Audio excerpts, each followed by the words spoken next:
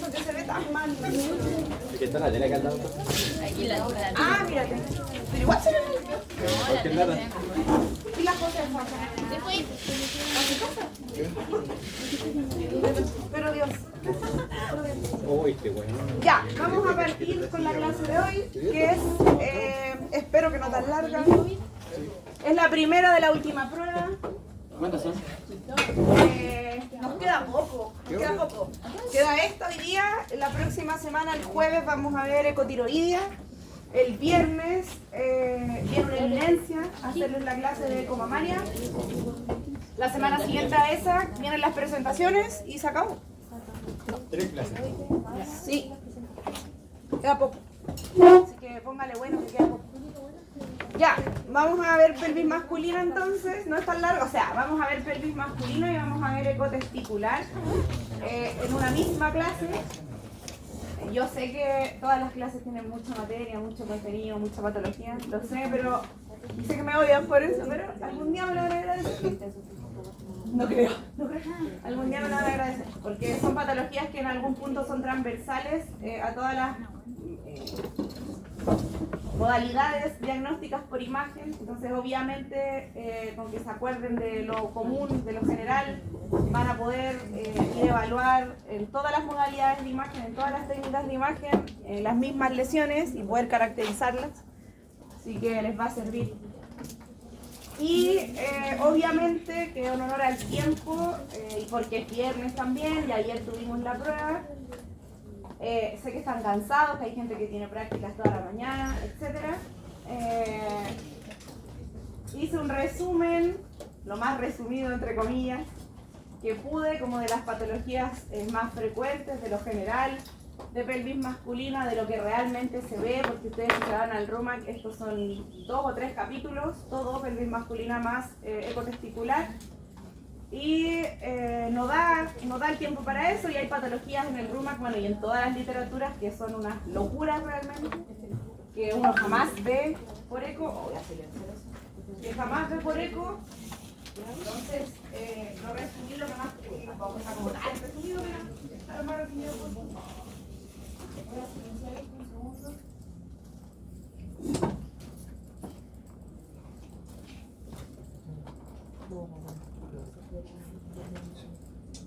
Entonces, ya vamos a ver hoy día vejiga, próstata, vesículas seminales en general, y después de eso vamos a ver una pincelada o lo más general de ecotesticular.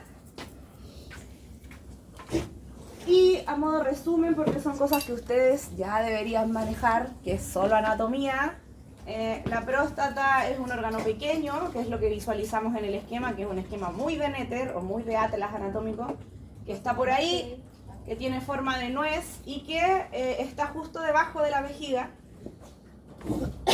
por delante de las vesículas seminales, que es lo que se ve aquí. Va a rodear al uretra, que es el conducto que transporta la orina desde la vejiga hacia el exterior, y la próstata, como órgano propiamente tal, es el órgano que está encargado o que produce los componentes del semen propiamente tal, ¿ya? Entonces tenemos vejiga, próstata, vesículas seminales, y la próstata rodea la uretra, que es el conducto por donde va a salir la orina desde la vejiga hacia el exterior. Ahora, la próstata, como órgano solito, por decirlo de alguna manera, va a tener una zona glandular y una zona no glandular. La zona glandular se divide en 3 partes o en 3 zonas, nuevamente, que es como una subclasificación. Y vamos a tener la zona periférica, que en este monito aquí es la parte verde más oscura, que está aquí mostrando yo ahora. Luego de eso tenemos una zona central, que es la verde limón o verde más clarita, y una zona de transición que es más pequeñita, y una cuarta zona que es la zona no glandular, que es de localización anterior al estroma fibromuscular, ¿ya? Y por lo tanto, si esta imagen está en transversal aquí, mostrando las 3 zonas, en longitudinal vamos a ver el esquema de aquí al ladito, donde ahí abajito les puse qué era cada cosa para que les sea más sencillo estudiar. pero tenemos la vejiga, la zona central, la zona periférica y la zona de transición por ahí, vesículas seminales por posterior y el conducto deferente que vamos a caracterizar y ver más adelante. Ahora, si cortamos o hacemos un corte coronal, por llamarlo de alguna manera para que ustedes me puedan entender, si le hacemos un corte coronal a la próstata, vamos a visualizar las tres zonas y tenemos la zona periférica, que es la verde que está aquí, que es la de mayor tamaño, que corresponde a un 70% de la próstata propiamente tal. Y este lugar es súper importante evaluarlo y en general, bueno, se evalúa por exámenes de laboratorio, que es el antígeno prostático, pero también por eco. ¿Por qué? Porque es un lugar muy frecuente de cáncer de próstata, ¿ya? Como que en general el cáncer de próstata se aloja en la zona periférica, ¿ya? Después tenemos la zona central, que es la de color morado, que está un poquito más hacia arriba, y que es una parte cónica de la glándula y que está por encima del verumontanum, que es una estructura que está situada en el suelo de la uretra posterior y que va a marcar el límite entre el segmento membranoso y el segmento prostático, es decir, está el límite ahí entre la vejiga y la próstata propiamente tal. Y después tenemos la zona de transición, que es la zona más amarilla o café o marrón, no sé cómo lo quieran ver, digamos. Que es la zona más pequeñita de la glándula, que es anterior y lateral a la uretra proximal, y que esto es lo principal que se ve afectado cuando estamos en presencia de hiperplasia de la próstata. La hiperplasia de la próstata la vamos a ver obviamente más adelante, tiene distintos estadios y va a generar varias sintomatologías y provoca otro tipo de patologías o clínica del paciente. Y que en general se da aquí, ¿ya? El aumento de la glándula prostática se da en la zona de transición. Ahora, dentro del antígeno prostático, que es súper importante que uno maneje valores, al menos los valores normales, para poder decir que no está normal, vamos a tener que en la normalidad el antígeno prostático específico siempre tiene que ser bajo, idealmente menor a 4 nanogramos por milímetro, y hablamos como de que el antígeno prostático está en condiciones normales. Ahora, que encontremos un antígeno prostático específico aumentado de tamaño, por supuesto que uno debiese pensar en cáncer de próstata, pero hay otras cosas que son incluso a veces más frecuentes del aumento de los niveles de antígeno prostático, que tiene que ver con infecciones urinarias, inflamaciones, ejercicios bruscos, por ejemplo, la gente que anda ahí en bicicleta en los cerritos, cuidado, porque pasa, es muy frecuente encontrar el antígeno prostático específico aumentado, porque con el golpe genera una inflamación y esa inflamación hace que el antígeno prostático se aumente, ¿ya? Y eso en general, ¿ya? Entonces es importante conocer el valor del antígeno prostático al menos normal, para que cuando no esté o esté fuera de esos rangos nosotros tengamos alguna sospecha como de que algo no anda tan bien. Y ahí obviamente ¿qué es lo que tenemos que hacer? Ir indagar un poquitito más en estos pacientes, como preguntarle algunas cosas, averiguar, porque obviamente que si el antígeno prostático, no sé, está aumentado como en un abuelito o en un paciente de tercera edad o adulto mayor, que obviamente, no sé, que no anda en bicicleta, que no se anda tirando cerro abajo, que no tiene ni una cosa como de alto impacto, digamos, obviamente que nuestra primera sospecha va a ser un cáncer prostático y no que tiene como alguna otro tipo de alteración que pueda estar aumentando este valor. Ahora, las vesículas seminales son las glándulas productoras del 70% del volumen líquido seminal y que están por detrás de la vejiga urinaria, ya que es lo que les mostré yo, que se ve como por ahí. Y están delante del recto, inmediatamente por encima de la base de la próstata. Entonces uno ve vejiga, próstata, y hacia posterior, antes del recto, están las vesículas seminales. El conducto de la vesícula seminal, que es la que viene aquí, se une con el conducto deferente y van a formar el conducto eyaculador, que va a desembocar en la uretra prostática, ¿ya? Y importante conocer la medida máxima en anteroposterior de las vesículas seminales, que no deben superar a 2 centímetros. Aunque ustedes no lo crean, las vesículas seminales uno la tiene que ir a evaluar en la eco de pelvis masculina. Les voy a contar más adelante cómo cambian su ecogenicidad respecto a qué tan llenas o a qué tan vacías están estas vesículas seminales, porque hay veces que no las logramos ver, pero uno las tiene que ir a evaluar porque también son asiento de algunas patologías como la vesiculitis, o hay algunos quistes en las vesículas seminales que pueden aumentar de tamaño, generar abscesos y hay algunas otras complicaciones que vamos a ver más adelante. Ahora, ¿qué visualizamos de la próstata? ¿Qué es lo que se ve aquí? Me encantaría que se viera mejor, pero en fin, se los voy a mostrar aquí. Está la vejiga, que obviamente vamos a pedir distensión de la vejiga, por lo tanto, dentro de los protocolos que vamos a ver, el paciente tiene que tomar agüita, distender la vejiga para que ocuparla como ventana acústica para poder ir a evaluar la próstata. La próstata es lo hipocogénico que se ve aquí. Y lo que uno ve, en teoría, es la zona prostática periférica, ¿ya? Que es un poquito más ecogénica que la central propiamente tal, que es más hipocogénica y que a pesar de que uno sabe que está por ahí, lo que uno delimita es la zona periférica y que además va a tener siempre como una capsulita, por llamarlo de alguna manera, porque es como un reborde más hiperecogénica que nos va a permitir hacer esta delimitación y poder decir que esa es la próstata, próstata en transversal, próstata en transversal ahí, próstata en longitudinal acá, ¿ya?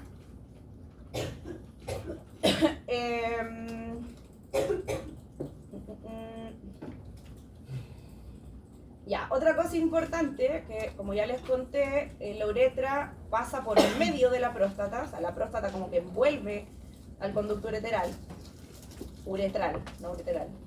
Y por lo tanto, como la próstata la vemos hipocogénica, la uretra no se ve y no se visualiza en la ecografía transabdominal. Ya de ahí vamos a ver algunas diferencias de la ecografía transabdominal y transrectal porque existe. Y ahí vamos a ver qué es lo que se hace, por qué se hace así, etc. Otra cosa que pasa con frecuencia es que vamos a tener esta imagen aquí hiperecogénica entre la zona periférica y la zona de transición. ¿A qué creen que puede corresponder?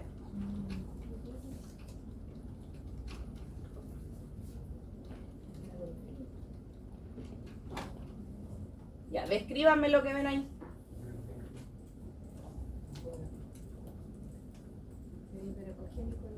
No se peleen. ¿Qué son? Pues lesiones hiperecogénicas que dejan sombra. Calcificaciones. ¿Ya? Entonces es muy común ver calcificaciones ahí entre la zona periférica y la zona de transición, ya delimitando ahí. Entonces, para que no se asusten que es algo maligno, es normal ver calcificaciones por ahí. ¿Felipe? ¿Es como una calcificación de la pared o No, son calcificaciones internas de la glándula. Ya, vesículas seminales, que son las que están ahí en las flechitas amarillas, están, cuando uno hace la eco, en una imagen transversal, vas a ver la vejiga distendida y antes de angular tu transductor o de abanicar tu transductor más hacia inferior, antes de encontrarnos con la próstata propiamente tal, nos vamos a encontrar con las vesículas seminales, ¿ya? Que son las que están aquí. Es importante ir a evaluarlas porque ya les dije que son lugar de algunas patologías que en general no son malignas, pero que pueden generar como efecto masa o efecto volumen, ir a generar sintomatología, dolor y otro tipo de cosas, como abscesos, infecciones, etc. Y hay veces que no se pueden visualizar. ¿Cuándo creen ustedes que no se pueden ver?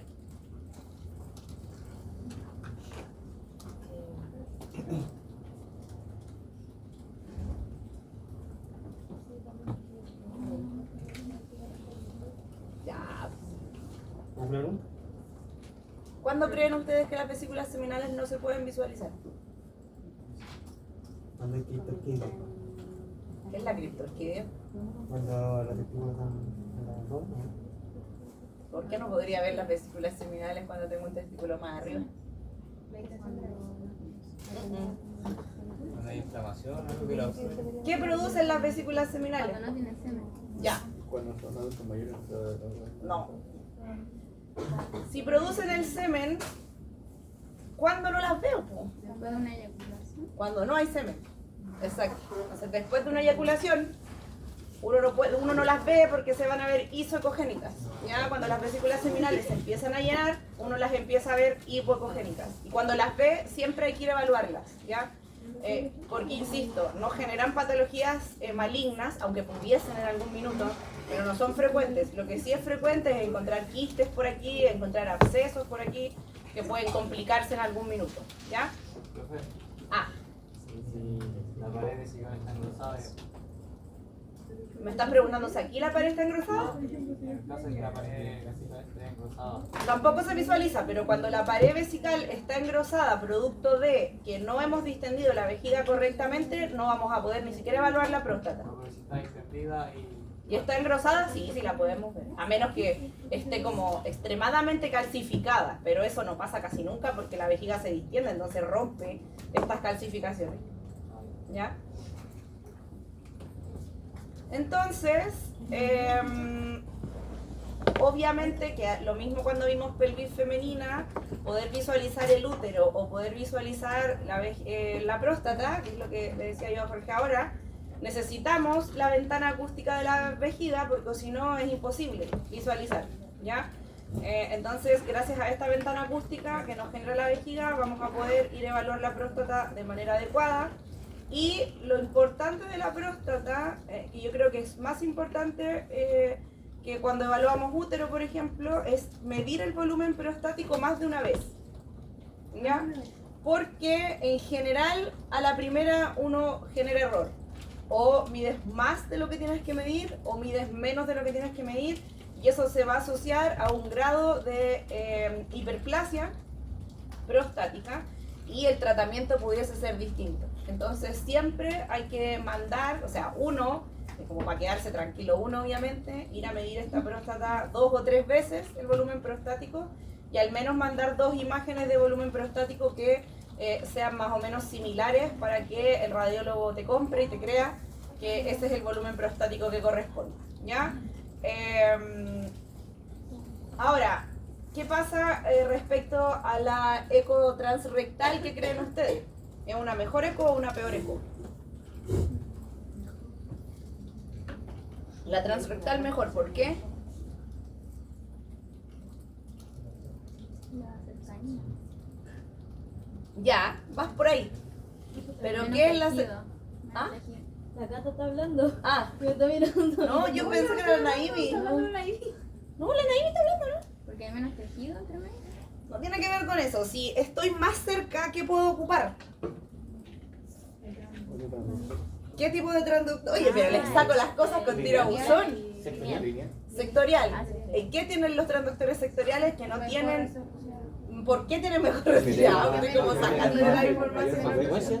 Porque tienen mayor frecuencia, por lo tanto tengo mejor resolución, voy a poder ver mejor mis estructuras. Pero la eco de elección para evaluar pelvis masculina siempre es la transabdominal. Adivinen por qué. Porque no quiere. Nadie quiere. Nadie quiere. ¿Por qué nadie quiere eso uno? Porque es más incómoda, es más invasiva. En general, los hombres son menos valientes y que no van. No van a hacerse la eco cuando se les indica.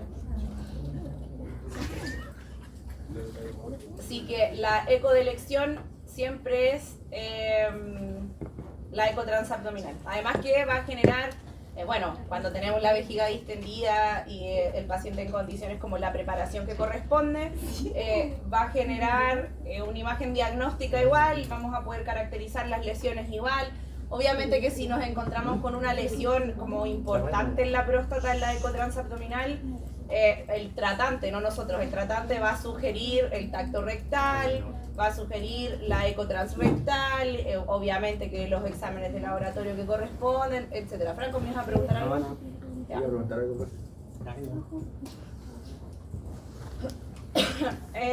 Y aquí están las dos vías de abordaje, que es lo que ya conversamos, que tiene que ver con la resolución y con la frecuencia que tiene cada uno de los dos transductores que uno puede utilizar para realizar las distintas técnicas ecográficas.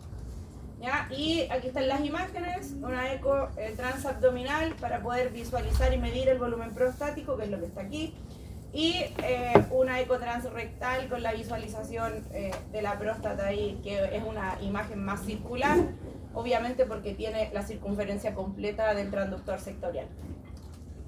Ahora, dentro de las preparaciones, retención de orina de dos, bueno, esto es lo que dice la literatura y lo que ustedes van a encontrar como en la preparación del paciente. Yo difiero bastante con este tipo de preparación, o sea, sí considero que el paciente tiene que retener orina, obvio, pero creo que son más de 2 horas. Tomar mínimo 1 litro de agua, creo que es más de 1 litro de agua. El volumen vesical mínimo de 200 cc, eso lo exigen como para poder informarte tu estudio. Y el transductor curvo, que es el transductor que utilizamos para hacer las ecos abdominales o transabdominales. Ahora, importante cuando uno evalúa próstata, principalmente próstata, es tener cuidado con el exceso de represión de la vejiga, es decir, con el exceso de el líquido vesical, porque hay veces que me va a generar un refuerzo posterior muy alto o muy grande que no me va a permitir ni evaluar vesículas seminales ni próstata, ¿ya? Entonces aquí como que no es tan cuando uno va a evaluar la EPO por alguna lesión prostática, no es necesario que el paciente tenga una vejiga así gigantesca con 700 cc de agua, porque eso no me va a permitir poder ir a hacer la evaluación como corresponde. Ya ahí está el monito de Ecofácil, los créditos a ese peladito. Un grande de la EPO, que ganas de algún día ir a hacer algo con él allá, españolísimo. Ya aquí las imágenes en transversal, hay una esquemita que no hice yo, pero una esquemita en transversal, en cómo se ve la vejiga, en cómo evaluamos la próstata ahí en transversal, y el esquemita de aquí, la vejiga, la próstata, vesículas seminales. Y si nosotros angulamos o abanicamos nuestro transductor, que es lo que se ve en este esquema siguiente, vamos a ir a ver solo próstata, la vejiga aquí se nos achata un poquitito y da lo mismo en realidad porque lo que queremos evaluar es la próstata propiamente tal. Ahora, dentro del protocolo, la sonda transabdominal o curva, que en general ocupa un promedio de 3,5 MHz, la vejiga distendida entre 200 y 300 cc. Ahora, profe, tenía 350, obvio que bien, distinto a tener 700, 800 cc, que hay vejigas que logran retener esa cantidad de agua, así que ojo ahí respecto como al refuerzo posterior que provoca. Y les voy a mostrar cómo funciona el protocolo completo de pelvis masculina, pero en general uno mide el volumen prostático, hasta la fórmula ahí de cómo se calcula este volumen, obviamente que no lo estamos calculando nosotros a mano, lo hace el equipo solito. Vamos a ir a evaluar próstata y vesículas seminales, se mide el volumen prostático y al igual que en la pelvis femenina vamos a medir el residuo postmiccional, porque hay, al igual que en la pelvis femenina, patologías que se asocian a residuo postmiccional aumentado, ¿ya? Porque hay harta bacteria y nos van a ir a generar algunas lesiones o algunas sintomatologías, infecciones, etcétera, a otros órganos, que podrían ser ¿cuáles? Los riñoncitos y etcétera.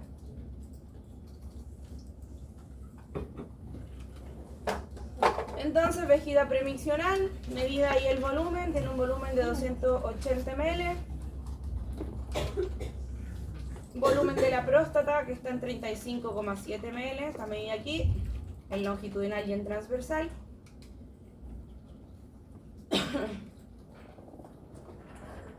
Imagen de las vesículas seminales. Doppler.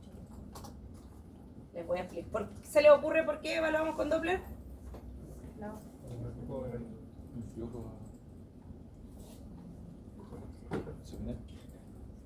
¿Por qué será que evaluamos con Doppler la próstata en general?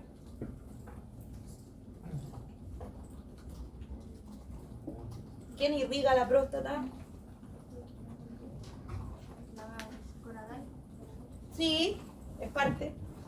Entonces tenemos que, bueno, hay lesiones, que vamos a ver obviamente hoy día, que se asocian a ausencia de flujo. ¿Ya? Así que hay que ir a evaluar el flujo tanto en la próstata, vesículas seminales, testículos, etc. ¿Ya? Que lo vamos a ver después cuando veamos eco testicular. Vejiga postmiccional, medida con su volumen ahí. Acuérdense que existe esta regla como del 10%, del 20%, que va a depender como de cómo le guste trabajar al radiólogo, decidir si hay un residuo postmiccional aumentado o no. Nuestra tarea termina en mandar el volumen pre y postmiccional y el radiólogo se peleará con el nefrólogo, con el urólogo, etc. Si decide o no que el residuo postmiccional está aumentado de volumen. E espero que isto funcione. Vou presetar a máquina para o abdominal. Então aqui a gente entra no probe. E no probe a gente coloca aqui abdominal. Então pode ser qualquer um deles, tá? A parte de urologia você deixa para o endorretal. Então o nosso exame é um abdômen inferior. Nós vamos primeiro já se deparar com a bexiga. Trabalha com a harmônica ligado na questão do contraste da luz da bexiga. E faz o volume pré-miccional. Então a primeira coisa que a gente faz, varredura crânio caudal, para no maior antero-posterior, longitudinal, lateral direito, lateral esquerdo, para no mesmo antero-posterior, tá vendo? E aí aqui a gente faz o volume lateral, superior e inferior. O antero-posterior você pode medir em qualquer lugar. Volume de 126, ele estava hidratando, então acredito que ao longo do nosso exame nós vamos beirar aí os 200 ml. Quando você vai para avaliação do detrussor, o ideal é você superficializar a imagem, tá vendo? Não dá zoom, ó, deixa superficial. E ali a gente tem a imagem do detrussor. Tudo bem? Ó? Todo mundo consegue ver aí o hipecoide? Como está a imagem aí? Tá bem. Olha lá, 1,5 milímetros o detrussor. Alguns protocolos recomendam fazer também uma medida no terço inferior e no terço superior da parede anterior, a mão sempre no longitudinal.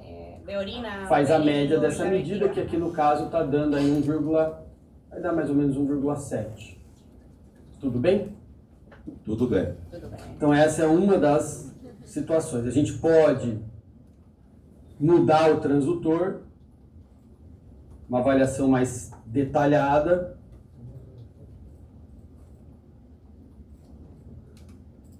Ya, patologías entonces prostáticas y de vesículas seminales.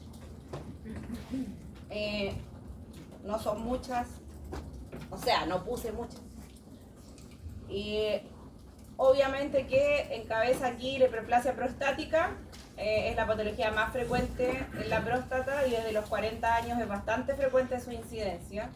De hecho, en los adultos mayores esto es muy común, como que es difícil no encontrar algún grado de hiperplasia en estos pacientes adultos mayores.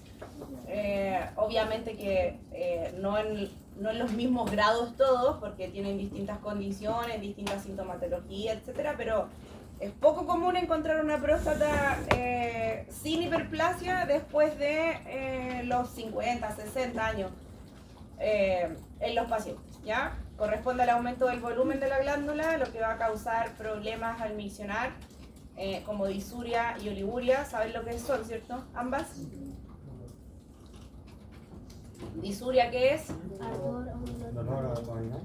Dolor o ardor al orinar. Y la oliguria, ¿qué cosa? Disminución en la producción de la orina. Y eso se produce porque este aumento de volumen de la próstata va a ir a comprimir a la uretra prostática, ¿ya? Y como lo visualizamos en la eco, como un aumento del volumen de la próstata, obviamente que hay grados que los vamos a ver. en unas diapos más adelante, signos ecográficos importantes, el aumento difuso de la glándula, de bordes lisos obviamente, la cápsula sigue intacta, va a tener ecos internos y en general yo voy a poder hacer mi evaluación de la próstata normal, pero va a estar aumentada de tamaño, ¿ya? Y a veces el lóbulo medio de la próstata crece, por lo tanto, como tengo esta superposición de imágenes y esta ventana acústica que me genera la vejiga, voy a poder ver el lóbulo medio prostático, que es lo que veo acá, como que estuviera dentro de la vejiga, ¿ya? Porque crece como hacia arriba, hacia la vejiga. Entonces uno ve aquí como el crecimiento del lóbulo medio de la próstata cuando ya estoy como en una etapa más avanzada del hiperplasia, ¿ya? Y que pase esto, como que el lóbulo medio crezca tanto, va a ir a comprimir la vejiga, más allá de la vejiga, la uretra propiamente tal, puede producir la obstrucción de esta, y esta presión va a hacer que se retenga orina en la vejiga, por lo tanto el volumen postmiccional se va a ver aumentado. Ahora, ¿qué me va a provocar que quede orina en la vejiga dando vuelta? ¿Qué se le ocurre? Infección. Infecciones urinarias que pudiesen convertirse en ¿qué? En una pielonefritis, y antes de eso, en una hidronefrosis. Y además de eso hay una patología muy frecuente que se genera en la vejiga propiamente tal. ¿Cómo se llama? Vejiga neurogénica. ¿Ya? Entonces hay que tener ojo ahí y hacer la evaluación de forma adecuada para poder solucionar de alguna manera esta sintomatología y esta clínica, porque no es tan sencillo como que me comprima la uretra solamente, sino que puede ir a afectar todo el sistema urinario, llegando a los riñones, etc. Aquí están los múltiples nódulos hiperplásicos, que pueden verse hipo, iso o hiperecogénicos, en realidad súper variable. Lo que importa es que el monito aquí muestra el crecimiento del lóbulo medio, que va a comprimir la vejiga y que se ve en la eco como que estuviera dentro de la vejiga. Suelen ser muy nítidos los nódulos hiperplásicos y uno los puede describir de muy buena manera, ¿ya? Tienen márgenes muy definidos, que eso los diferencia muchísimo del cáncer prostático propiamente tal, que siempre va a tener bordes irregulares que no vamos a poder definir tan claramente. Y en general los nódulos cancerígenos siempre son hipoecogénicos, ¿ya? Así que esa también es una forma de diferenciar si es un nódulo hiperplásico o tiene que ver directamente con un cáncer prostático. Entonces, lo que les muestro aquí, que es el nódulo o el lóbulo medio de la próstata ahí, que se ve como que estuviera dentro de la vejiga. Aquí se ve hipoecogénico, mucho más pequeñito claramente, o isoecogénico a la próstata. Aquí se ve más hiperecogénico y tiene que ver también con el llenado de la vejiga. Se dan cuenta que aquí yo no pudiese evaluar vesículas seminales porque tengo una distensión máxima de la vejiga, que me va a generar esta sombra posterior, o sea, este refuerzo posterior, perdón, y no me va a dejar evaluar las vesículas seminales ahí, ¿ya? Ahora, el volumen prostático, la fórmula está ahí, que es lo que hace el equipo por nosotros propiamente tal, pero en la fórmula, por si algún día la necesitan, simple porque es una fórmula de volumen básicamente, y ahí están los distintos grados de hipertrofia prostática que tienen que ver con el volumen de la glándula propiamente tal, pero también se pueden asociar al diámetro anteroposterior solamente. ¿Ya? Entonces, en general, cuando yo tengo una hiperplasia o una hipertrofia prostática grado 1, voy a tener un diámetro anteroposterior entre 30 y 38 milímetros. Cuidado ahí con las unidades de medida, que me pasó harto en la prueba. No sé por qué confunden milímetros con centímetros, o esa transformación, porque es una transformación básica igual. Así que ojo ahí. Grado 2, entre 36 y 60 centímetros cúbicos, o cc o ml. El grado 3 entre 60 y 90, y el grado 4 sobre 90 cc o sobre 90 ml. ¿Ya? Y ahí está asociado también al diámetro anteroposterior, asociado al volumen propiamente tal de la glándula. Entonces ahora, como ustedes ya se aprendieron estos volúmenes, no, pero no alcanza a ver. ¿Qué dice? 27. Ya, 27 centímetros cúbicos. Sí. 27,5. ¿Tiene hiperplasia o no tiene hiperplasia? ¿Tiene hiperplasia o no tiene hiperplasia? Grado 1.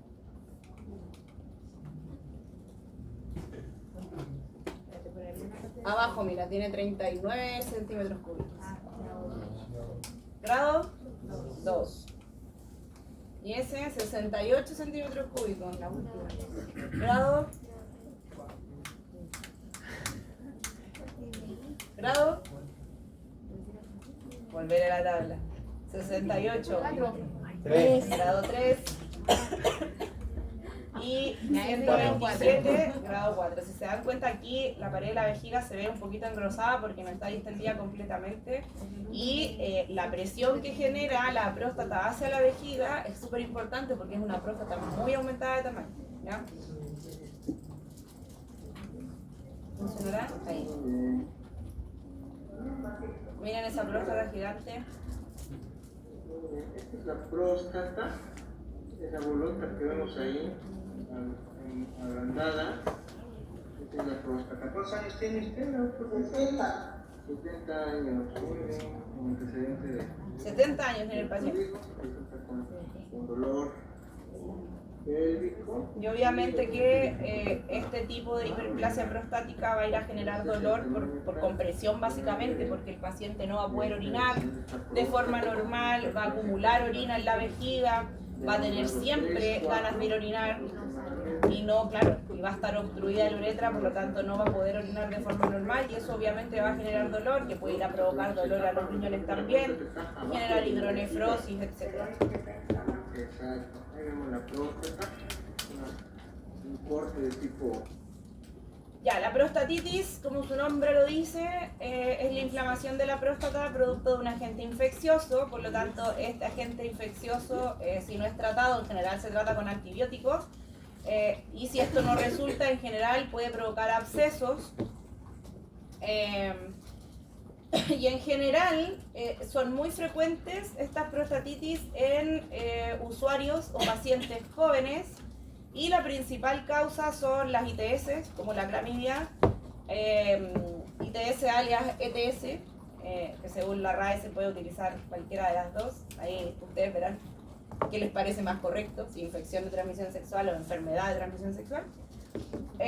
Y en la ecografía se va a ver una próstata aumentada de tamaño con lesiones focales, por lo tanto aquí vamos a poder tener ecos internos, va a ser general una lesión heterogénea, porque podemos encontrar aire dentro de él generando esta infección y va a tener aumento de la señal Doppler, ya por la inflamación, porque como se inflama tanto la próstata, producto de este proceso infeccioso, la señal Doppler se va a ver aumentada, ¿ya? Y es lo que vemos aquí. La próstata ahí media heterogénea, con aire dentro, con señal, bueno aquí no hay señal Doppler, pero con señal Doppler aumentada, heterogénea con lesiones ahí hiperecogénicas al interior. El cáncer de próstata propiamente tal es la patología maligna que refiere variados síntomas relacionados con el sistema urinario completo y con la disfunción eréctil. En general el cáncer prostático va a generar metástasis hipovasculares y siempre o casi siempre se evalúa o se llega al cáncer prostático por una eco transabdominal, ¿ya? Por alguna sintomatología y posterior a eso la eco transabdominal es suficiente para ir a caracterizar este tipo de lesiones, porque son lesiones de gran tamaño, de crecimiento rápido, que es lo que se ve aquí en la imagen, masas por supuesto, y se van a ver lesiones nodulares de gran tamaño y que van a poder presentar distintas ecogenicidades y pueden presentar distintas ecogenicidades como dentro de la misma lesión.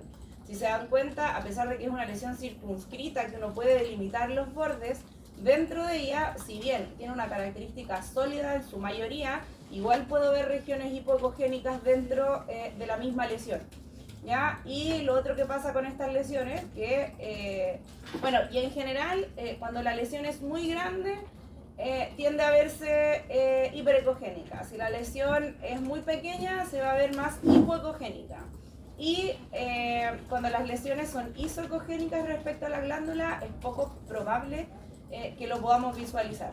Entonces ahí hay que como tener ojo porque, no sé, si el paciente tiene toda la sintomatología, tiene todos los factores de riesgo, tiene los exámenes de laboratorio alterados, nosotros no encontramos nada en la eco, debiésemos como sugerir, o el radiólogo debiese sugerir complementar los estudios y ahí tacto rectal y la eco transrectal para poder ir a determinar si hay que biopsiar o no y ver qué es lo que está causando como toda esta clínica y esta sintomatología propiamente tal, ¿ya? Va a tener obviamente Doppler aumentado porque como todos los procesos neoplásicos van a tener neoformación, por lo tanto porque alguien los tiene que ir a alimentar para que crezcan de este tamaño, digamos. Y por lo tanto cuando ocupamos alguna técnica de Doppler, ya sea Doppler Power o Doppler Color, vamos a tener señal aumentada en la glándula. Quistes prostáticos, los vamos a pasar rapidito porque ya ustedes describen al revés y al derecho los quistes, tanto simples como complejos.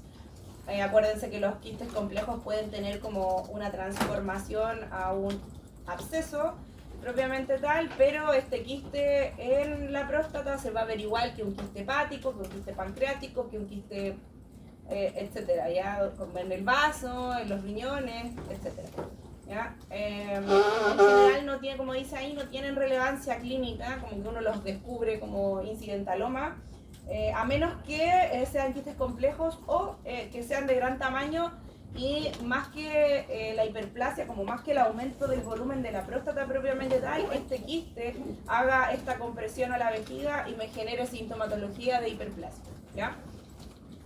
Entonces ahí quistecitos prostáticos que hay veces que uno no los puede ni visualizar, ¿ya? Cuando son quistes simples, pequeñitos, es difícil ir a evaluarlos, pero cuando uno los encuentra hay que describirlos, hay que mencionarlos, porque pueden crecer y generar este efecto masa.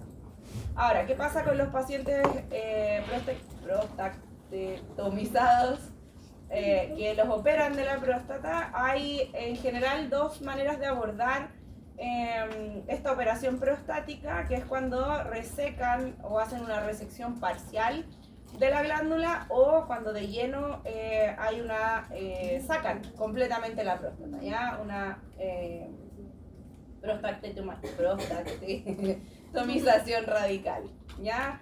En general la resección parcial se hace como con una camarita endoscópica donde van a ir a meter como energía y ahí permite como la visualización y esta entrega como de energía alta para poder resecar alguna lesión o alguna parte en particular de la glándula y la completa, digamos, la radical, en general se mete el cirujano como por el ombligo y va a sacar la glándula prostática completa, tejido circundante, porque en general las lesiones de la próstata son bien circunscritas a pesar de que no sean tan buenas, ¿ya? Como que no van a invadir a otros tejidos en general, porque igual pueden producir metas y todo. Pero en general no, ¿ya? Y cuando sacan de manera radical la próstata, también sacan las vesículas seminales. Y ahí están los monitos del abordaje que van como a ir a sacar todo o solo resecar una parte de la próstata y eso lo decide netamente como el equipo de cirujanos, dependiendo como de la lesión que el paciente tenga, de lo que nos dijo la biopsia, de la edad que tiene el paciente, por supuesto, etc. Los quistecitos, también lo vamos a pasar rapidito. Aquí los quistes ya no están en la próstata, sino que en las vesículas seminales propiamente tal, que es todo esto que está aquí, y el quistecito está aquí. Obviamente que tienden a ser medios isoecogénicos respecto de la vesícula seminal propiamente tal, así que igual no son tan sencillos de ir a evaluar o de ir a caracterizar, así que hay que tener ahí un ojo muy agudizado para poder determinar que es un quiste. Obviamente que si uno se lo salta, así como un quiste simple como este, no pasa nada realmente porque no va a ir a ocasionar nada, ¿ya? Cuando es complejo sí hay que caracterizarlo y ahí es más sencillo porque vamos a tener septos y ecos internos que nos van a delimitar este quiste complejo. Vesiculitis ahí, ¿cuánto era el diámetro antero-posterior máximo de las vesículas seminales? Fue lo primero que les dije. 2. ¿2 qué? 2 centímetros. Exacto. Ya, entonces cuando están aumentadas de tamaño o inflamadas por algún trauma o alguna cosa, las vesiculitis más frecuentes son las inflamatorias. Y con eso terminamos pelvis masculina. Ya vamos a hacer un break, no sé qué hora es. 25. Unos 15 minutos. ¿Qué son 15 minutos? ¿5 para las 5? 4:50. Ya, 4:50.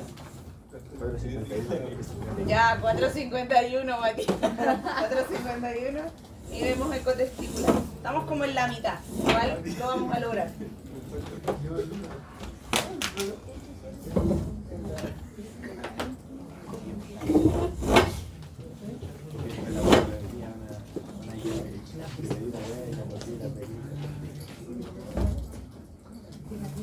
Depende como las grasas, cuando no se ven, uno igual manda una foto como donde debiesen estar, ¿ya? Y el médico en general pone así como vesículas seminales simétricas, homogéneas, de diámetro, de tamaño conservado, normas situadas, y eso en general. Y bueno, si hay algún tecido, alguna lesión, se describe como una lesión que uno ve en la vesícula seminal. Y la duda si uno la escribe por ahí.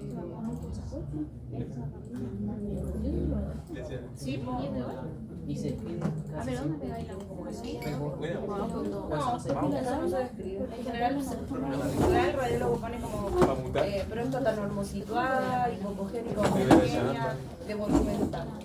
Y lo evalúa de la vejiga y abajo pone así como, no sé, de hiperplasia prostática grado tal. No sé, residuo posmisional aumentado, o residuo posmisional normal. Tiene la puede ser. ¿Vamos? No me veré. Oye, está grabando. ¿Qué peligro que hay? Traer una retrocesión. Debió hacer algo para ¿Ya no es la grabación? Pero yo voy a pausar la grabación. Felipe casi te mostró su trasero. Oye, ¿de qué puerto fumar? ¿Así? Ah, yo no sé tomar. ¿Van a dejar eso ahí para siempre? ¿Por qué? ¿De quién es ese celu? Del Vicente. Tengo una testicular entonces cortito y apretadito. Qué imbécil. O sea, pero en realidad, pero lo vamos a terminar. Le subí la clase al LMS. Se preocupó. Porque soy buena, para que me quieran un poco. Entonces, dentro de la anatomía y obviamente como en la generalidad, los testículos son estructuras ovoideas y simétricas, ya que los pacientes pospubertad, es decir, pacientes ya más adultos, deberían medir entre 5 por 3 por 2 centímetros, van a estar suspendidos por debajo del pene en la bolsa escrotal, que vamos a ir a evaluar también en la eco, se las voy a mostrar más adelante. El escroto de externo a interno tiene algunas capas, de externo a interno, la piel, capa muscular, la túnica vaginal y la túnica albúgina o albuginia, también está descrita como de ambas maneras. Importante conocer todas estas capas porque hay patologías que se asocian a una más que a otra. Ya el testículo en sí realiza esta diferenciación para el desarrollo de los espermatozoides y de interno a externo van a tener los túbulos seminíferos, que son lo que está aquí, túbulo seminífero que se va a transformar en un túbulo recto y ese túbulo recto va a llegar a la red de testis, que va a ir a formar la cabeza del epidídimo, cuerpo del epidídimo y cola del epidídimo, ¿ya? Que es lo que está ahí en el esquema de cualquier atlas de anatomía, ¿ya? Y en general, en el eje longitudinal de la cabeza del epidídimo debiese medir no más de 7 milímetros, ¿ya? Cosas importantes, el epidídimo va a estar localizado posterior superior al testículo, que es lo que vemos aquí en amarillo, por lo tanto seminíferos tubulares, seminíferos rectos, red de testis y epidídimo, cabeza, cuerpo y cola, que de él va a salir el conducto deferente que va hacia la vesícula seminal, ya de ambos lados propiamente tal. El cordón espermático va a estar compuesto por un grupo de arterias, dentro de esas la arteria espermática, la deferente y la arteria fundibular, que obviamente son arterias bien pequeñitas que no vamos a poder ir a distinguir una de la otra propiamente tal en la eco, pero sí hay que evaluar la vascularización porque hay varias patologías que se asocian a ausencia de vascularización y que van a haber unas más que otras como una urgencia o sugerente de una urgencia en alguna torsión testicular, por ejemplo, ¿ya? El testículo también es drenado por los plexos venosos y ahí los plexos venosos más importantes son los pampiniformes, anterior y posterior, que van a drenar las venas espermáticas, ¿ya? Entonces, ecográficamente hablando, el testículo siempre debiese evaluarse o debiese verse como una estructura ovalada, que es lo que se ve aquí en la imagen, todo esto es testículo. Siempre debiese verse hipoecogénico o isoecogénico homogéneo, ¿ya? Lo más importante es que se vea homogéneo porque si no es sugerente de que hay algún tipo de lesión por ahí testicular que obviamente vamos a tener que ir a caracterizar si es que nos encontramos con alguno de ellos y vamos a poder apreciar la túnica albúgina o albuginia, que es la que se ve hiperecogénica rodeando el testículo y que nos va a permitir poder delimitarlo también, ¿ya? El epidídimo se visualiza isoecogénico con respecto al testículo y el cuerpo y la cola van a tener un poco más de menor ecogenicidad, por lo tanto va a costar un poquitito más su visualización por la posición que tienen, ya vamos a poder ver cabeza mayormente, que es lo que va a ir llegando o saliendo, como quieran verlo, del testículo propiamente tal, ya que es la línea que se ve más engrosada aquí abajo, cabeza del epidídimo, ¿ya? Y ahí están las medidas de cabeza, cuerpo y cola del epidídimo. Si se dan cuenta, hay la cabeza es un poquito más hiperecogénica, el cuerpo y cola más isoecogénico, que es lo que vemos acá, cuerpo y cola, cabeza del epidídimo, y además siempre uno puede ir a evaluar la cabeza del epidídimo más sencillo, es más fácil, porque tenemos el testículo ahí que sabemos que es lo que viene, ya es como lo que está contiguo al testículo propiamente tal. Ahora la cabeza del epidídimo medida en su eje longitudinal isoecogénica al parénquima del testículo, que es lo que se ve aquí, que no se ve tan bien en la imagen, pero cuando lo vean en la diapositiva se va a ver un poquitito mejor. Y es importante que en el caso de los infantes, obviamente que el tamaño testicular es menor. Les voy a compartir una página radiológica que tiene todos los valores y las medidas pediátricas en ecografía, en escáner, en las distintas modalidades de imagen, para que puedan ir como a mirarla, a darle una vuelta. Obviamente que no necesito que se aprendan los valores pediátricos de memoria, pero sí es importante como tener esa red de apoyo, por decirlo de alguna manera, porque cuando uno hace un paciente pediátrico es importante determinar si hay un aumento de tamaño, una disminución de tamaño, etcétera. Y en general, los pacientes a los pacientes pediátricos que les solicitan una ecotesticular, en general es por sospecha de criptorquidia. ¿Ya? ¿Saben lo que es la criptorquidia, cierto? El Franco lo dijo delante. Que el testículo no baja al saco escrotal, ¿ya? Entonces queda como intraabdominal o inguinal y no baja como a su posición habitual o normal, ¿ya? Lo vamos a ver más adelante igual, porque es una cosa que hay que evaluar en general o siempre en los pacientes pediátricos, ¿ya? El escroto propiamente tal, como ya les dije, es como esta capa o el saco donde va a ir el testículo en sí. Y uno evalúa como un hemiescroto porque siempre hay que ir a evaluar o intentar ver la conexión de ambos testículos, ¿ya? ¿Por qué? Porque siempre tienen que ser simétricos, siempre tienen que ser homogéneos. Entonces, en general, lo que uno evalúa ahí en medio es el hemiescroto con ambos testículos, obviamente el derecho y el izquierdo. ¿Ya? Y en los pacientes infantes o pediátricos es súper importante realizar esta imagen o ir a evaluar esta imagen tanto al principio de la exploración como al final de la exploración, porque hay veces que uno lo evalúa al principio y no se ve un testículo, por ejemplo, y lo evalúas al final del examen y sí ves el testículo, y eso es muy sugerente de una patología muy frecuente en los pacientes pediátricos que se conoce como testículo en ascensor, ya que sube como a la cavidad abdominal y vuelve a bajar como al escroto, que es donde tiene que ir de manera normal, digamos. Ahora, la evaluación ecográfica testicular siempre va a depender de lo que es, de la solicitud, ya de la orden de la eco. Y eso está asociado obviamente al diagnóstico que trae esa solicitud o a la sospecha diagnóstica que trae ese paciente. Y obviamente que eso va a depender también de, o a su vez depende de la edad del paciente, de la sintomatología y de lo que se está estudiando. Entonces vamos a tener estas tres clasificaciones, que son como las tres clasificaciones más importantes o más generales de lo que se pide en la eco. Entonces puede ser una eco testicular como normalita o como estándar, por llamarlo de alguna manera, la ecografía Doppler y la ecografía infantil o pediátrica, ya que en general tiene que ver o con criptorquidia o con testículo en ascensor, ¿ya? Y uno va a hacer distintas cosas dependiendo de qué tipo de ecografía es la que está solicitando el médico. ¿Ya? Entonces el protocolo de ecografía testicular es lo que está descrito aquí. Uno va a ir a evaluar el escroto, el testículo derecho en longitudinal y en transversal con sus medidas respectivas.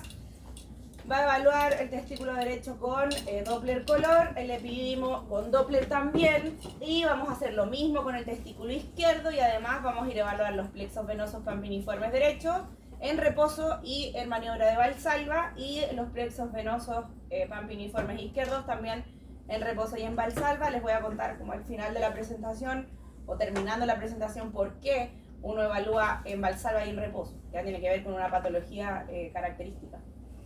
Y cuando la ecografía es solicitada como Doppler testicular, uno le agrega el Doppler pulsado en el plexo derecho en reposo y en Valsalva, y el Doppler pulsado o espectral, que viene como simultáneo, en el plexo izquierdo en reposo y en Valsalva.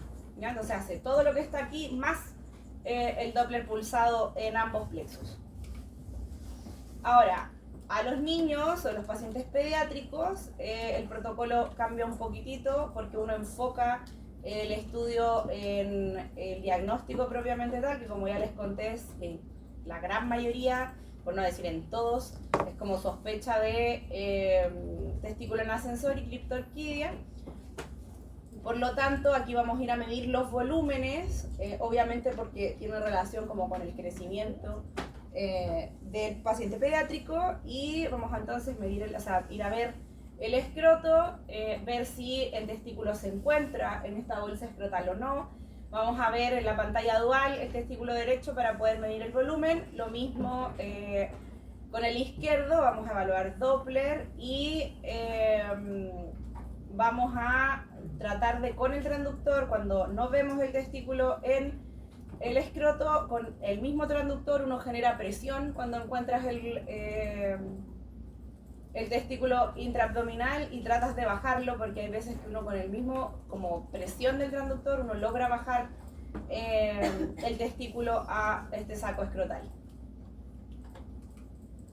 Dentro de las patologías testiculares vamos a clasificarlas en dos grandes grupos: patología intratesticular y patología extratesticular. No son muchas las que vienen en cada una, no son tan difíciles de diferenciar, y les puse aquí lo más común para que no nos volvamos locos estudiando. Entonces, principalmente las indicaciones para realizar una eco es dolor testicular, masas o nódulos palpables, aumento del tamaño o una asimetría testicular. Y en los niños, como ya les dije, lo más frecuente o los diagnósticos más frecuentes son la criptorquidia y el testículo en ascensor. Y hay una serie de patologías que pueden ser clasificadas como patologías inflamatorias, infecciosas, vasculares, etc. Y ahí vamos a ir ocupando las distintas técnicas que tenemos con el ecógrafo para poder ir caracterizando una u otra y diferenciar una de otra. Entonces, imágenes quísticas, de nuevo lo vamos a pasar rapidito porque son lesiones quísticas que ustedes ya conocen. Quiste simple, una lesión benigna de paredes finas. El quiste complejo, acuérdense que va a tener tabiques y ecos internos que puede tener una transformación a un absceso. Los hematomas son quistes con contenido que se van a asociar un poco más a un quiste complejo.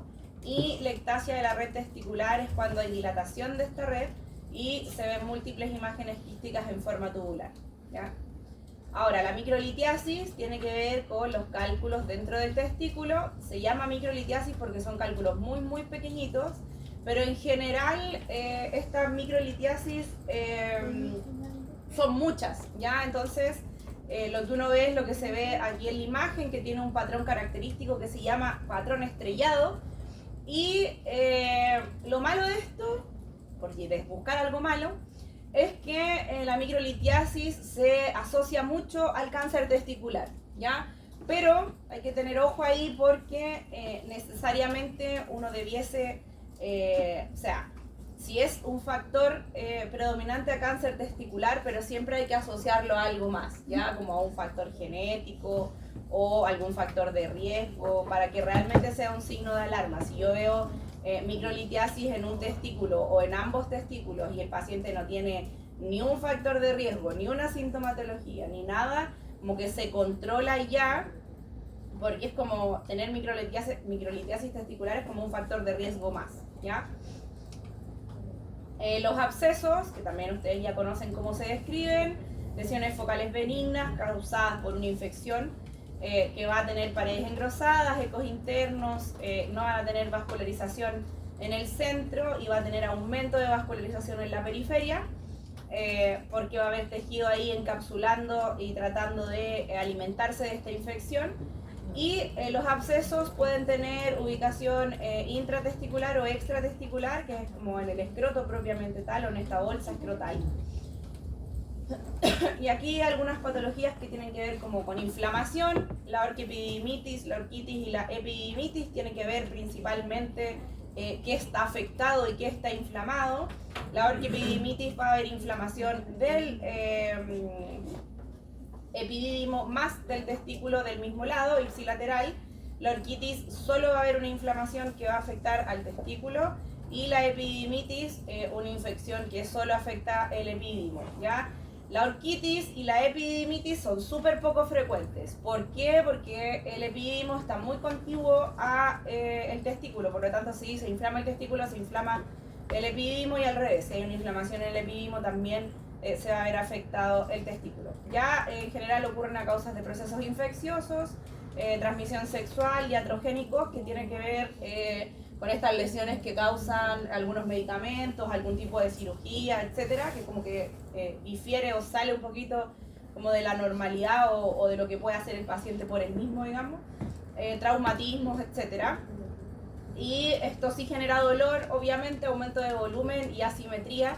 En ocasiones, cuando la infección es bastante grande, puede generar fiebre, que también hay que tener ojo ahí, como con la fiebre asociada a alguna lesión testicular. Entonces, vamos a tener una lesión o un testículo aumentado de tamaño, va a disminuir en su ecogenicidad y como va a generar edema, va a aumentar la señal Doppler, ¿ya? Porque esta inflamación y el edema aumenta la hiperemia, por lo tanto aumenta la señal Doppler también. Dentro de la clínica, dolor intenso que va a comenzar brusco a nivel del escroto con irradiación hacia la región inguinal. De ahí testículo derecho, testículo izquierdo. Zona hemiescrotal. Epidídimo y testículo aumentado de tamaño, hipocogénico y heterogéneo. Si se dan cuenta, este parénquima testicular ya no es homogéneo como lo vimos al principio, que les dije que era como la característica más importante testicular, que es un testículo muy homogéneo y ovalado. En etapas avanzadas, entonces, pueden generar pioceles, que los pioceles son hidroceles reactivos, que van a generar septos internos con contenido ecogénico y que pueden evolucionar a abscesos. En general, estos pacientes van a presentar fiebre porque ya es una etapa más avanzada, que ya la infección no se controló y empieza a invadir ahí el testículo generando como un absceso. Ahora, esto creo que es la única urgencia dentro de las patologías que les puse aquí en la presentación.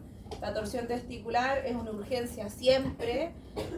Uno tiene que ser bien preciso cuando evalúa una torsión testicular porque existe en esta patología una cosa que se llama golden hours, que tiene que ver con que uno tiene algunas horas que se llaman como las horas de oro para poder, que no uno, sino que el tratante o el cirujano pueda solucionar esto antes de que el testículo se necrose y se pierda definitivamente, ¿ya?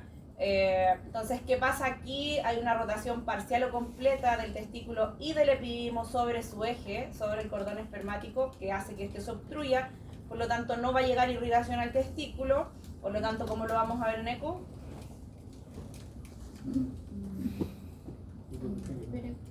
Hipocogénico. ¿Y qué más? ¿Qué cosa?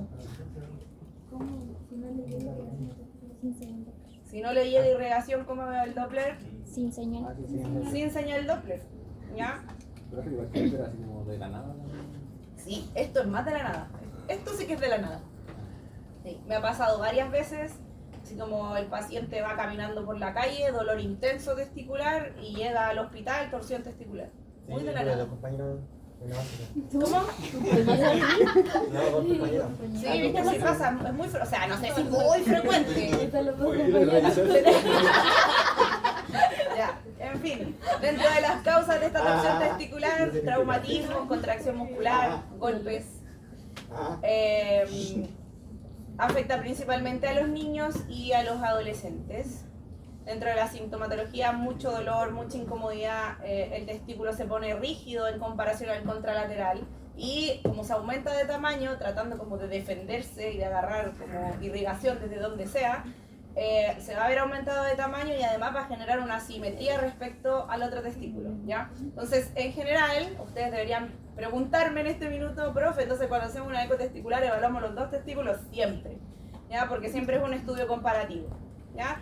Y lo que les contaba yo ahí, que es importante detectarlo antes de las 4 horas, porque después de que pasan entre 6 a 8 horas, probablemente se pierda parénquima testicular, puede necrosarse y puede en definitiva perderse el testículo completo. Entonces, en una primera etapa va a haber ausencia de la vascularización, porque esto está torcido completamente, por lo tanto no llega flujo sanguíneo, y la señal Doppler va a estar ausente, el testículo va a estar levemente aumentado de tamaño y va a disminuir su ecogenicidad. Acuérdense que esto era isocogénico o hipocogénico, homogéneo, pierde esa homogeneidad y empieza a ponerse heterogéneo y va a haber un engrosamiento del escroto, puede generar hidroceles también. Y va a afectar, obviamente, cuando ya en etapas más avanzadas, va a afectar al epididimo, que también se va a ver aumentado de tamaño y también se va a volver heterogéneo, que es lo que se ve en la imagen, ¿ya? Etapa inicial, etapa tardía. Ahí está, dentro de las fases agudas, que va a cambiar la posición y el tamaño. Si se dan cuenta, aquí va a haber un testículo mucho más aumentado de tamaño que el contralateral. Y esto en etapas agudas como que empieza a perder ecogenicidad, no tanto tampoco porque es una cosa paulatina, pero ya en etapas más avanzadas se pone heterogéneo, aumentado de tamaño ahí y uno debe actuar rápido porque en general, no sé, le pasa a un paciente esto en la calle, se aguanta el dolor un tantito, el dolor no se le pasa, llega a la urgencia, ya pasaron 3 horas en que uno le haga la eco, no sé, 3 horas y media, que lo suban a pabellón esperando que no haya comido nada, que tenga el ayuno para la anestesia, etc. El tiempo pasa volando y la idea es no perder el testículo claramente, no generar como este infarto testicular. Cosas que pasan con las torsiones testiculares también es que a veces son parciales, entonces es decir, no sé, Se genera la torsión, vuelve a su originalidad y se aliviana el dolor y se vuelve a torcer y vuelve a generar el dolor y etcétera, y eso genera un dolor pulsátil a nivel testicular. Ya ojo con eso también porque se puede producir. Fase tardía, pierde la vascularización completa central, voy a tener edema ahí porque está aumentado de tamaño, por eso tengo vascularización periférica, y voy a tener aumento claramente del flujo de los tejidos adyacentes. ¿Ya? Imágenes ahí de torsiones testiculares para que lo vean en la presentación, que se ven más bonitas que acá. Y ahí está afectado el epidídimo también, con edema y hipervascularizado. El trauma testicular, bueno, como su nombre lo dice, obviamente va a afectar a la estructura testicular, y el parénquima se va a ver heterogéneo, producto de la hemorragia y o isquemia. Acuérdense que puede ser tanto isquémico como hemorrágico, dependiente del trauma que haya, y en general se va a ver hematocele. Por lo tanto, el hematocele, que es sangre, va a tener distintas maneras de verlo: primero anecogénico, hipocogénico, isocogénico y heterogéneo, o sea, heterogénico, a partir de la composición o del tiempo que ha pasado desde el trauma testicular propiamente tal. Entonces se ve ahí el parénquima heterogéneo hipocogénico. El cáncer testicular es la neoplasia maligna que se origina en las células germinales, lo que van a desarrollar los espermatozoides en los testículos, y aquí vamos a tener dos tipos: el seminoma, que es una neoplasia de crecimiento lento y que puede afectar a los ganglios linfáticos, y el no seminoma, que es uno de los más comunes, el coricocarcinoma y el teratocarcinoma, que son tumores de crecimiento muy rápido. Y ahí es la manera como de diferenciarlos. Obviamente que uno no lo describe como tal, porque eso lo da la histología, pero uno sugiere que es un seminoma o un no seminoma, dependiendo del patrón de crecimiento que tenga este cáncer testicular. ¿Cómo se ve al eco? Una lesión sólida. Acuérdense que tiene ahí un halo hipoecogénico, va a estar aumentado el Doppler porque va a tener pasos de neoformación. Puede ser sólido quístico, en general son más sólidos, pero siempre uno los puede delimitar, porque acuérdense que las lesiones malignas siempre tienen, o en su gran mayoría, tienen un halo hipoecogénico ahí. Y ya para terminar, las patologías extratesticulares, que son más sencillas, a mi parecer. Escrotolitos, que son los cálculos en el escroto, que se van a comportar exactamente igual que los cálculos en todo el cuerpo. Lesiones hiperecogénicas que me dejan sombra posterior dentro ahí del escroto, por lo tanto va a afectar este saco escrotal y no el testículo propiamente tal, y por eso son extratesticulares. El espermatocele, que tiene que ver con una dilatación netamente del escroto, y es lo que vamos a ver aquí: el testículo y el saco que lo recubre, por decirlo de alguna manera, que es el escroto, lo voy a ver anecogénico o hipocogénico, porque va a tener líquido alrededor del testículo, ¿ya? Y aquí lo que pasa cuando hay espermatocele, lo mismo que cuando hay hidrocele, como que uno tiende a pensar que el testículo está disminuido de tamaño porque el líquido me genera una ventana acústica importante. Así que ojo ahí con las mediciones, son súper importantes que las mediciones sean correctas para poder determinar si realmente hay una disminución testicular o no, ¿ya? El hidrocele, que es lo mismo que les venía contando yo ahora, hay hidroceles que son comunicantes y unos que son no comunicantes, que tiene que ver como que si está abierta o cerrada esta comunicación con la túnica vaginal del testículo propiamente tal, y es lo que les digo: el testículo está aquí y aquí hay un hidrocele gigante, que uno tiende a pensar que el testículo está disminuido de tamaño, pero finalmente el testículo está de tamaño normal, pero este hidrocele gigante y la ventana acústica, a la visualización óptica, uno creyese que el testículo está más pequeño, ¿ya? Dentro de las causas más frecuentes: infecciones, disminución del drenaje linfático, traumatismos secundarios a veces como neoplasias, ¿ya? El hematocele, misma cosa, pero sangre en el escroto, y que también va a tener esta visualización distinta dependiendo de la cantidad de tiempo que lleve esta hemorragia dentro de el escroto propiamente tal. El piocele, que tiene que ver con infecciones propiamente tal, vamos a tener contenido más heterogéneo, el testículo está ahí y un piocele acá, porque acuérdense que es extratesticular. Voy a ver una imagen más heterogénea. y me va a generar ecos internos y aumento de la señal Doppler porque voy a tener infección aquí, entonces probablemente voy a tener un poco de aire asociado y eso va a hacer que me aumente la señal Doppler alrededor del testículo propiamente tal, que es lo que vemos aquí abajo. El tumor adenomatoide es un tumor benigno y creo que es la única lesión con la que nos pudiésemos confundir. ¿Por qué? Porque es una lesión sólida, ¿ya? Que va a afectar a la túnica vaginal y se visualiza a la altura del epidídimo como una lesión hiperecogénica, que es la masa que se ve aquí. Entonces, como está en el epidídimo propiamente tal, como que esta delimitación entre el testículo y el epidídimo, uno tiende a pensar que es un halo hipocogénico y cree que es una lesión maligna, ¿ya? Entonces, ¿qué hay que ir a hacer ahí? Ir a evaluar completamente la lesión, porque al otro extremo, al lado de acá, yo no voy a tener un halo hipocogénico, ¿ya? Se pierde ese halo hipocogénico porque no es un halo hipocogénico de la lesión, sino que es la separación con el testículo del mismo lado, ¿ya? Como con el testículo que está ahí circundante al epidídimo propiamente tal. Y aquí una tabla comparativa de los seminomas y los no seminomas, que se llama, o se conoce como tumor de las células mixtas, porque involucra más cosas que los seminomas propiamente tal. Ahí están las frecuencias, las edades más comunes, si hay invasión de la capa o de la túnica albuginea y si hay calcificaciones o no, cómo lo voy a ver en la eco, los seminomas hipocogénicos, homogéneos, bien definidos. El tumor de células mixtas heterogéneo porque tiene una mezcla ahí de células creciendo a partir de alguna vascularización. Imágenes ahí, seminomas y tumor de células mixtas, que se dan cuenta ahí, lesiones, carcinomas propiamente tal, más malignos que benignos, con alta vascularización.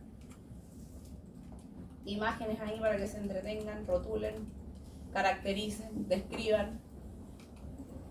La criptorquidia, como contó el Franco, o como ya lo habíamos hablado, es un no descenso del testículo al saco escrotal.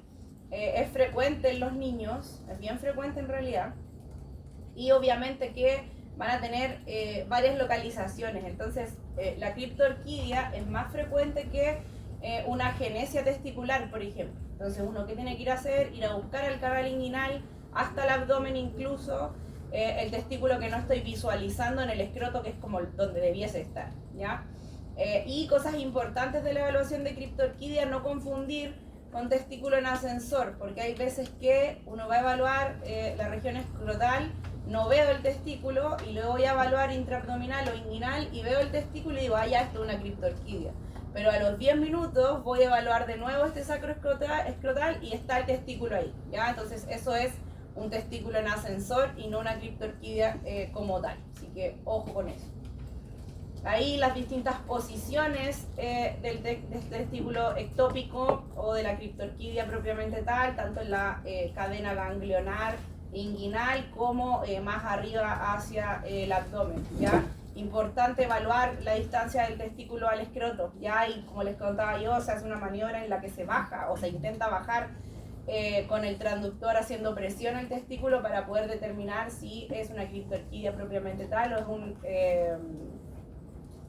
testículo en ascensor. Y el varicocele, que yo les conté al principio que uno evaluaba en maniobra de Valsalva, tiene que ver con esto porque es una dilatación y una tortuosidad de los plexos venosos pampiniformes, que les conté que uno iba a evaluar, producto del aumento de la presión y del reflujo, porque fallan estas válvulas de las venas espermáticas, ¿ya? En general se da mayormente en el testículo izquierdo. ¿Por qué? No tengo idea. Cosas de la vida nomás. Yo creo que tiene que ver, y que se los puse ahí, por disposición del drenaje venoso, ¿ya? Pero la diferencia entre el drenaje venoso derecho y el izquierdo no es tanta. Entonces, la literatura dice esto, yo no le creo tanto, pero vamos a creer, vamos a confiar en esto. Y que el drenaje venoso se da por la vena espermática, la vena renal y que llegan a la cava inferior. Los pacientes con varicocele pueden ser asintomáticos y cuando tienen síntomas en general es molestia y dolor, y lo triste del varicocele, sobre todo cuando es asintomático, es que causa infertilidad. ¿ya? Y causa infertilidad porque aumenta la temperatura, por lo tanto la espermatogénesis se ve afectada y genera esta infertilidad, ¿ya? Hay que evaluar el ecodoppler testicular y se hace, ya les dije, en reposo y en Valsalva para poder ver cómo esto se mueve y cómo estas válvulas dejan de funcionar a la presión del puje o de la maniobra de Valsalva propiamente tal. Entonces ahí hay unas imágenes del plexo pampiniforme que obviamente va a estar alterado, va a haber flujo de ida y flujo de venida, tortuoso claramente y que es muy sugerente de un varicocele, perdón. Entonces ahí a la relajación, esto tortuoso aquí, el varicocele propiamente tal. Y en Valsalva miren cómo se ve el flujo distinto ahí, que uno no sabe qué es vena, qué es arteria, que es el plexo propiamente tal, que viene y que va con el flujo. Y ahí hay una caracterización de la maniobra de Valsalva que cuando uno le pide al paciente que haga fuerza, el varicocele se reconoce por la regla del 2x2x2, que debe verse en la imagen con Valsalva y el diámetro de las venas del plexo pampiniforme de 2 milímetros o más. Ya el reflujo debe durar aproximadamente 2 segundos y la velocidad de este flujo también debe ser superior a los 2 centímetros por segundo y por eso se hace el Doppler pulsado, ¿ya? Y con eso nos vamos. Oye, 5:30, pero... como que corrí, pero...